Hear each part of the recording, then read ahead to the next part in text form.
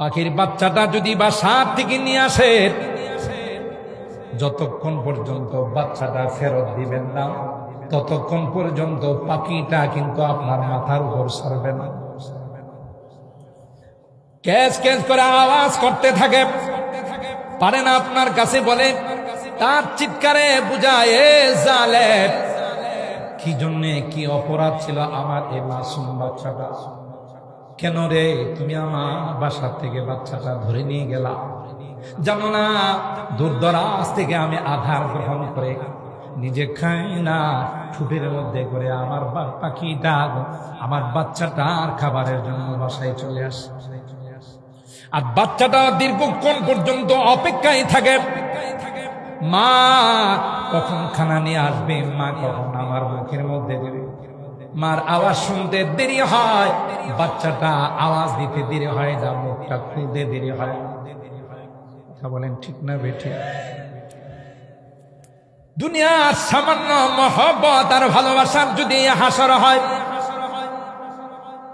কুল কায়নাতের মধ্যে আমি আল্লাহ মাত্র 1 ভাগ রহমত বন্টন করে দিয়েছি, আর 99 ভাগ রহমত আমি আল্লাহ আমার কাছে রেখে দিয়েছি। সুবহানাল্লাহ।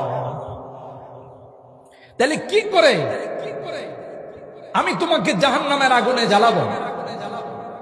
তোমার মা যদি না চায়, তোমার বাবা যদি না চায়, তোমার ভাই বোন যদি না চায়, সামান্য ভালোবাসার কারণে, সামান্য মহব্বতের কারণে 99 ভাগ তো আমার।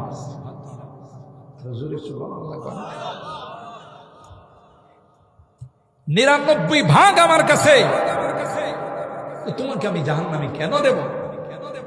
চাই না তুমি জাহান্নামে যাও, কিন্তু জমি যা শুরু করছো, ঈদ মানে আনন্দ, ঈদ মানে উৎসব, আর এই উৎসবের নামে তুমি ডিজে পার্টি বাহির করে ডেক দিয়ে তুমি যা নাচানাচি আর লাফালাফি শুরু করছো, এটা তো জান্নাতে যাওয়ার রাস্তা নয়, জাহান্নামে যাওয়ার রাস্তা। ঠিক কিনা বলে? না, এটা তোমার রাস্তা নয়। আরে তুমি কেন নাচবে? তুমি কেন গান গাবে?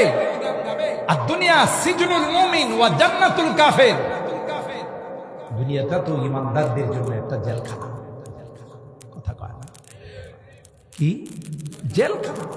জেলখানা থেকে আনন্দ করে যত আরামের খাবারই খা, তারপরে তার ভিতরে টেনশন কাজ করে, কবে বাইরে, আবার না জানি কবে মৃত্যুদণ্ড হয়ে যায়, না জানি কবে যাবজ্জীবন।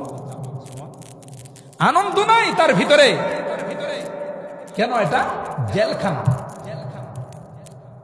রাসূল আকরাম সাল্লাল্লাহু তাআলা আলাইহি ওয়াসাল্লাম আমাদের বলেন, আদ-দুনিয়া সিজনুল মুমিন ওয়া জান্নাতুল কাফির। দুনিয়াটা তো মুমিনদের জন্য একটা কয়েকখানা। ওয়ালাউলা ইয়াকুনান নাসু উম্মাতান ওয়াহিদা লাজাআলনা, আল্লাহ তাআলা বলেন, যদি তোমাদের উপরে আশঙ্কা না হতো,